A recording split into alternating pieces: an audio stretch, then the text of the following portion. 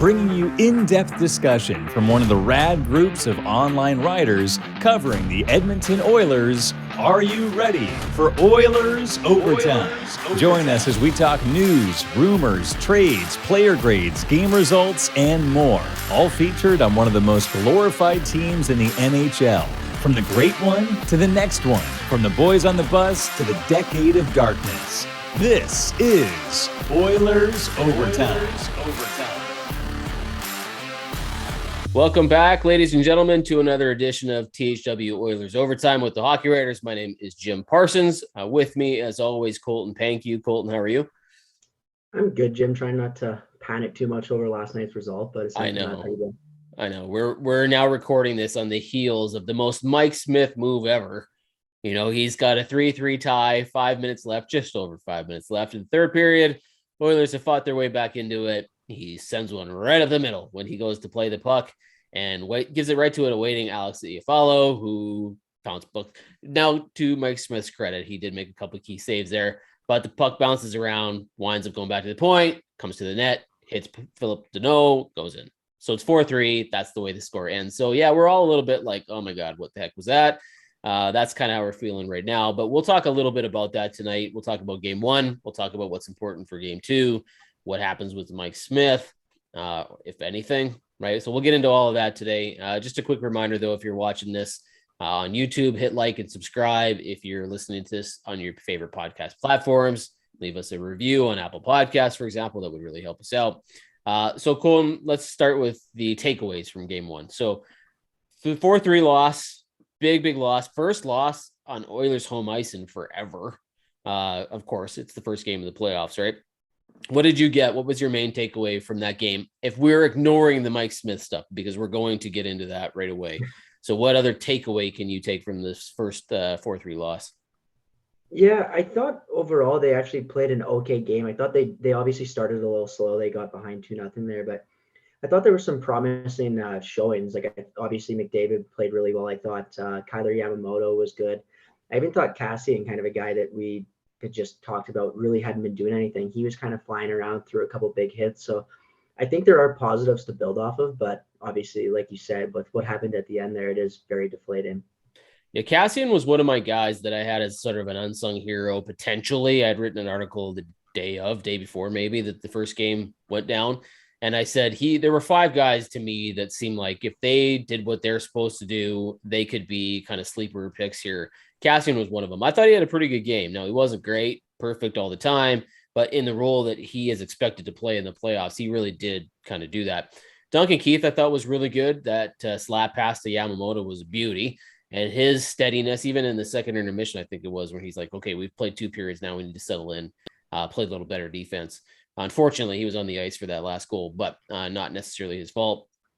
The one big takeaway for me, though, from this game was just the power play for the Oilers and how many opportunities they got. We remember talking last year against Winnipeg that there were really no calls for McDavid at all. And in the first, 10 minutes of the game, he gets one. So the referees kind of pulled the whistles out instead of putting them away. And there were some opportunities, and the Oilers capitalized on 2 of them. So that was a big one for me. Now let's get into the Mike Smith stuff. What was your first reaction to seeing this play unfold? I remember myself literally screaming, going, Smith, and my kid is sitting beside me going, what is my dad doing? But I knew it was coming, right? You just could feel it. He didn't seem comfortable all game, even though he wasn't terrible. But what did you think as that play was unfolding? Yeah, there's just, like you kind of said, it kind of felt like all game. Like in the third, every time he was leaving the net, I was kind of yelling at the TV, just stay in your net, because you kind of just felt like something like that was going to happen. And then I don't know what was going through his head. Even himself post-game said he wasn't sure. Just going up the middle like that at any point, let alone 3-3 and late in the playoff game, is just, it's inexcusable, especially if you see the still frame. Like, it looked like he had Duncan Keith. But I mean, worst case, if you don't have a defenseman, just rim the puck. Like, don't go up the middle. And it's just, I don't know. Like you said, he made the save. But I mean, if he does just rim it, that second shot probably doesn't even come from the point regardless. So it was a huge mistake, and one that, I mean, there's kind of a reason that many were unsure about this goaltending duo entering the playoffs. They're just kind of prone to mistakes like this, and that was obviously a huge one. Well, they're definitely two different kinds of mistakes, right? Like Koskinen has the ability to like lose his glove hand or let in a weak one. Smith just does this to himself. Like he is fantastic when he's on. And right before we started recording here, I said, when Smith is good, he's good. Like he's just, and he was very good in the month of April. Like his stats were unbelievable. He was elite. He was fantastic. And you're thinking, okay, we got the guy, we got the goalie, the numbers look good, we're ready to roll. And then he does that. And you're just like, oh, Mike Smith, that's a Mike Smith. It's a Mike Smith ism. It's one of those things where you're just waiting for him to do it. And he was kind of doing it all game. He just didn't get caught until the very end. And then, like you said, he says, oh, I just trying to make a play there. To me, I mean, they teach this in junior hockey. Don't go up the middle, like you said, right? Is this Mike Smith trying to do too much? Or was this Mike Smith just brain farting?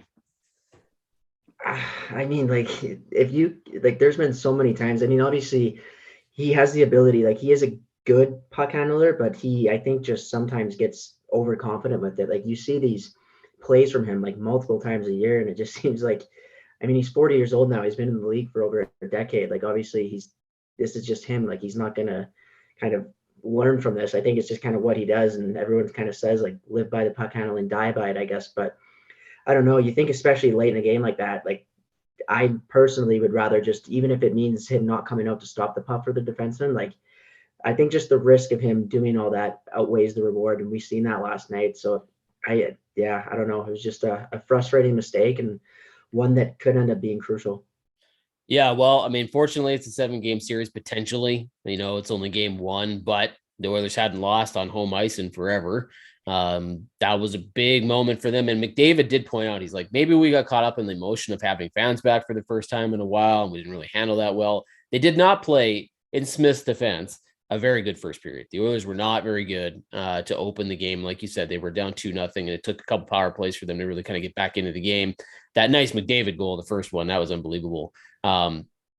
Is this a good sign for McDavid, the way things are going? I mean, one, he makes that unbelievable play, and he goes through 4 LA Kings players to get the goal. But two, that the referees are actually calling things, right? There were a couple power plays the Oilers got they probably didn't even deserve, like penalties that were non-existent. Draisaitl earned a couple that I thought were little, what's the word? Chintzy. Yeah, Chintzy's good. Very fortuitous, like one of those things where he probably shouldn't have got those. Is that a good sign for the Oilers, though?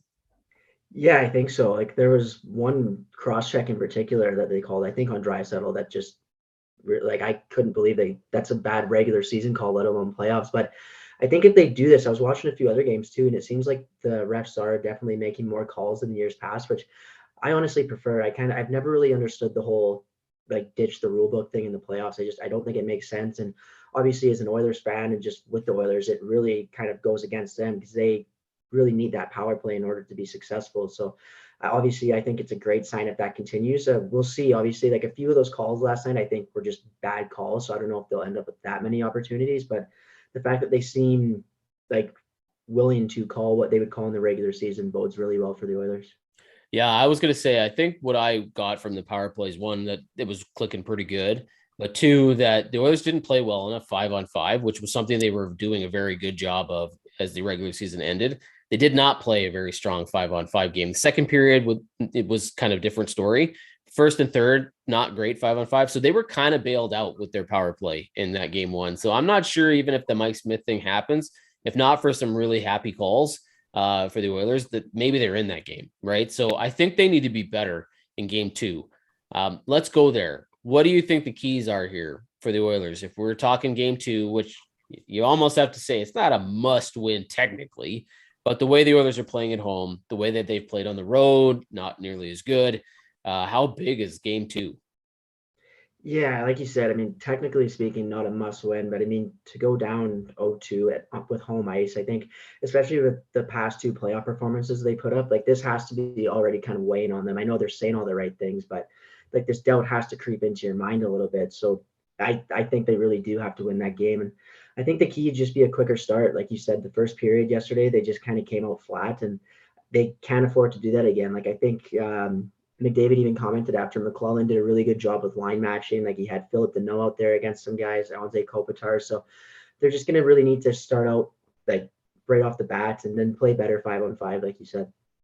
Would you play Mike Smith? I mean, are we, for people who are like, oh my God, like it's crazy, right? Mike Smith's so good in April. He deserves to be the starter. Absolutely. Hands down deserves. Then he does one thing, right? He wasn't terribly comfortable the whole game, looked decent, but does that one thing. And now everybody's like, oh my God, Mike Smith, Mike Smith. Would you even consider remotely putting Koskinen in for game 2? Or do you give this game to Mike Smith and you say, look, no, this dude is our guy for right now until he proves for sure that he isn't. We need to give him a chance to come out here and right a wrong, because he admitted it. He's like, I screwed up. I made a play I shouldn't have made. I cost us the game. Got to put it behind us and win game 2. Is he your guy in game 2? I mean, I don't envy Woodcroft's position on this, just because I think there's arguments to be made either way. But with that being said, I do think I would play him game 2.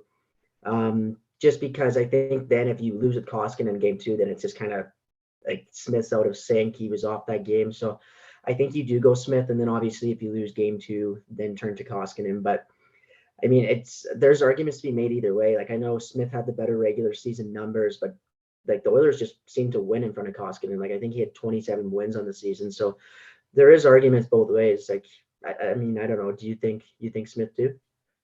I would go with Smith. Yeah. I don't know how long I would make that leash, but I do believe that one, if you can make any argument for Mike Smith, is that there may be no guy who competes harder than him. Even if he does things, you're like, why would you do that? Right. His level of compete is ridiculous. Right. So there's probably nobody feels worse right now than him. Now, that doesn't mean he's going to change what he does, because I don't think you're going to, he's going to be Mike Smith. Like you said earlier, he's been doing this forever. That's not going to change in game 2. But I wonder if the combination of, okay, I got to come out and I got to be a wall. Like I'm not letting anything past me. And the Oilers know they got to play better. That if maybe they can play well enough that Mike Smith is not necessarily as big a factor as he would need to be if they weren't playing well. I think if you get Smith in there, he has a good game, gets the win, feeling good again, doesn't make those glaring mistakes, and the Oilers just play better in front of him, then you get right back on track again. But I do believe if Smith is not performing well, if he's letting in chintzy goals, like that was the first time in forever that he's let in more than one goal, right? Yeah. Like he's had numerous games where he's let in, 1-2 goals at the most. It's a couple shutouts in April, in April, right? So that was a weird one for him, like to let in that many, and none of them were necessarily his fault except the last one, but they weren't wonderful goals either. Yeah, right? So I was gonna say I didn't love I think it was the Lemieux goal, that 5-hole one, I think because they just tied it up 2-2. So to let that one in to give them the lead right back right after you guys tie it, I didn't like that goal either. Well, that was the one that went off Nurse, right? Was that the one that was deflected? There was one, I think it was the 3-2 goal that kind of bounced off Nurse and snuck in on the side. No, there was the 5-hole one. I don't know. There was a few that were weird, right? Yeah. Kind of like the one backhand pass behind the net that I thought was a beauty pass that he scored on, and then one that bounced off Nurse, but it was hard to tell right away. But yeah, that one that happened right after the 2-2 tie, you're like, oh my gosh. Credit to the Oilers for fighting back on that one. They do seem to be a team that doesn't seem nearly as rattled as they used to be. If they got down and they got struggling and all of a sudden it looked like, oh man, this is going to be a problem. They don't seem bothered. Like it's just brush it off your shoulder, move along. We're fine. We'll get back in. Like they seem very confident in their ability to get back into a game. I think the situation in game 1 was he did it with so little time left that you're kind of like, okay, now we're really screwed because we have to pull our goalie. We have only so much time. It's tough in that situation, right? So game 2 will be very interesting, but I do, again, technically not a must win, but I would say if we're going to talk, +1, -1, and try to look at the positives maybe in game 1, what are you taking from that game? I mean, for a +1, I guess I'll give it, I already said his name, but I thought Yamamoto was really good. I was kind of hoping that in this series, like he played pretty well to finish out the season. I was hoping that would carry over, and last night it did. He was kind of around the net everywhere, scored that one goal. -1, I thought he had a few chances, but I thought Evander Kane overall was pretty quiet, and I think that's a guy that could really help him out in the playoffs. Obviously, we've seen what he did in the regular season, and not just his goal scoring, but just his ability on the forecheck, the way he throws hits. So I would expect him to have a bigger game too. Yeah, I will give credit to Jonathan Quick on a couple of the Evander Kane shots. There was one timer that Quick made a great save, and Kane, and normally that's a goal, right? So Jonathan Quick was really, really good for the Kings.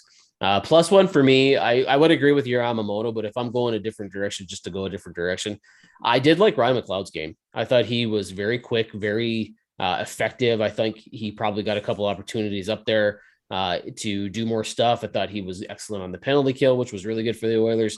I thought he was pretty solid all the way around. Draisaitl got going a little bit later, but wasn't great in the first. But McLeod's a guy who can take advantage of the mashups, right? Like you got people focusing on McDavid, you got people focusing on Draisaitl. McLeod's a guy that's going to slip under the radar here, and if he can take advantage of it, which it looked like he did, he almost scored on that backhand. That breakaway was kind of what was a tip pass from Yamamoto. Speaking of Yamamoto, he had his opportunities, and I think those are going to keep coming. So I'll give a +1 to that one. Outside of the obvious -1 to Mike Smith, I would say, you know what? I don't know that anybody was terrible. There were some guys that didn't really see or think of very often when we were watching the game. There was that Chris Russell rim on the second goal where he just had no pressure, and that one I thought was a bit of an ugly play from a guy who coming into the playoffs had actually been playing pretty well lately, but I thought he kind of fought it a bit last night. Yeah, Russell's MO sometimes is to just dump it out, right? He used to be a very offensive defenseman before he became the NHL shot block leader, but his tendency usually is to flip it out of there. Nurse, I thought, played pretty well. I don't know if they have a -1. I thought Nurse was pretty good considering it was questionable. I'm not sure how questionable. Did you think he was going to go? Did you believe that Nurse was going to be playing, or that this whole we'll see was just him having fun with people? No, I thought he'd play, but I was kind of nervous about like how he'd perform just with how tight-lipped they were throughout the last 2 games. You weren't really hearing anything at all, but from all accounts, it looked like he was 100%. I thought, like you said, I thought he played pretty well. And he took that one off the wrist, and you're like, oh man, right? And then you're thinking, oh, please don't be hurt. And then he's fine. But yeah, I don't know that I would have a minus. The obvious Mike Smith is the -1, but everything else seemed to kind of work that way. All right. Yeah, I guess we've talked game 1 takeaway. We talked Mike Smith. We talked keys to victory for game 2. Let's predict a score here. What do you figure is going to happen here? If we're talking Kings, Oilers, game 2, not technically a must, but we both kind of think it is. Where do you think this game's going to go? I mean, I won't lie. Like, I am pretty nervous just with what we've seen again, like with the Jets and then the Blackhawks before that in the playoffs. But I'll try and stay optimistic, and I'll say that the Oilers come out pretty strong in this one and end up with a 5-2 win. That's probably not far off of where I would be. I might not make the gap 3 goals because I think LA is going to battle. I don't know he's been good, man. I'm not sure if he can maintain it. If he does, that could be problematic for the Oilers, but I wonder if he's prone to having a game where he lets in a couple squeakers. And if that happens, that'll be when the Oilers are kind of getting in his face, really grinding, pushing hard, getting shots on net. It was rare to see the Oilers mostly kind of outshot during that game because they've been shooting opponents a lot. I'll go 4-2. I think it's going to be an Oilers win. I think they did not have a lead at all in game 1. So I think that will be something they get the first goal of the game and they hold on to it. LA will fight back a little bit. I assume the Oilers will keep it 4-2. And then we'll see, even series. You think they'll win one on the road? Do you think if they tie this series 1-1, they'll be able to take one in LA? I was gonna say it really depends what happens this next game. Like if they go down, well, actually, regardless, I don't think they'll get swept even if they do lose this next one. So regardless, I'll say they pick up at least 1 win in LA. I'm with you. At the least, I think this is going to be a 2-2 series. Should it need to go there? But yeah, I mean, the Oilers have the ability to go in and win 2 in LA. I just don't know if they will. I think that they've had more struggles on the road, and I think LA is going to have a lot of people. That building is going to be pumping for the Kings, just like it was for the Oilers here. So, and I don't know, is Ben Stelter going to be in the house? Because he's in Los Angeles, right? I know. The good luck charm for the Oilers was not in the building in game 1. And that you don't want to put any responsibility on a young man like that, but he's in Los Angeles. So I don't know if he's planning on being at that game or not. Hopefully. Yeah, it'd be great. It'll be great to help the Oilers out because they probably could have used them in game 1. All right, buddy. Thanks. That was fun. A little shorter because it's just the 2 of us today. We're really just talking game 1 and game 2. But we'll see how it goes. Wednesday night, game 2, Oilers versus Kings. We'll have another show right around game 4-ish, game 5 of the series. And we'll talk a little bit, assuming that there is still a series to talk about around game 5. For everybody else, for Colton, myself, and the guys who weren't here tonight, thanks for tuning in. Check out all the other videos on the Hockey Writers YouTube channel. listen to the podcast. And this has been another edition of THW Oilers Overtime for the Hockey Writers. Thanks, everybody.